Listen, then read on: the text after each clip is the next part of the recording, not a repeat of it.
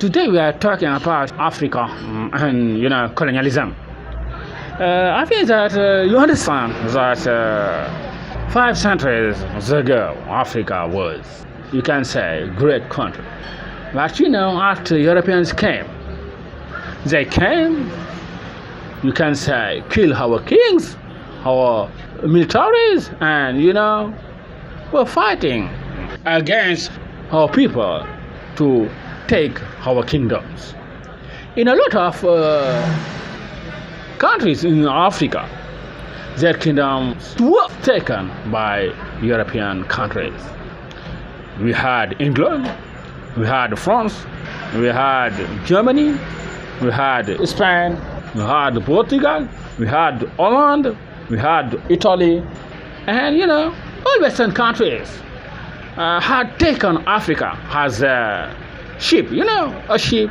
When you have to kill a sheep for having milk, yes, they say we have to kill Africa to share Africa. Do you remember? It was in Berlin in 1884 that European country had decided to share Africa. They said the Berlin Conference. Yes, for them, African people are nothing. They're just like animals. That's what they've said. And when they came, that's what they did. Take African children and sold them to America. We had from Chile to Alaska. That's what they did, For them, African people are just, like animals. So, Africa and everything which is in Africa is for them. That's what they did. They were fighting our kings, and yes, in a lot of parts of the continent, African kings were not able to defend their kingdom because Western states had guns and cannon, and African soldiers had knife and something like this. So it wasn't an equal fight, But what is important is what African people did. They wasn't armed like Europeans, but they were fighting more than Europeans because they were defending their land, they were defending their kingdom, they were defending their rights and their people and the life of their continent. That's the most important thing that we have to understand, to say. We have the case of some states like Ethiopia. Ethiopia defeated Italians. We have the movie of President Becky, which make us remember the victory of Adwa, a very important victory for Africa and African people. That's very important.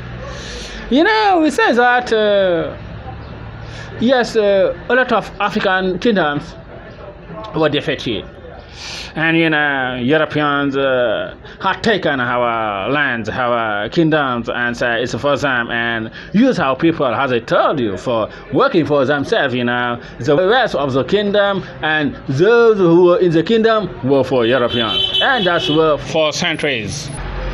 Yes, we say that African people have done everything to resist. It was normal, and that's what they did, And now we say, after independence, in 1960, they said that African states are now independent. They are going to leave their country to develop, to work for themselves. Yes, that's African states speaking English. That was right. England did what they said. But those who were speaking French didn't agree with that argument because French didn't want African states to be free. But French were obliged to leave them being free because England had left his colony and France was obliged to do the same. Officially, that's what France did. Unofficially, France is, and until today, in Senegal, the army of France, who came to kill our king and our people, until today they are in Dakar. Until today, France steals the money of Senegalese people. We have their company. You have every year, Orange is taking more than 200 billion from Senegal.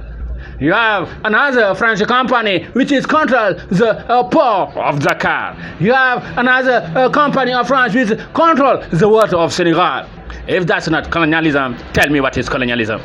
That is England has left Africa since then and is helping its old colonies. France continued to take the money of African people. That's what African Renaissance says. That's enough. We have to stop it, and we'll do everything to stop it, inshallah.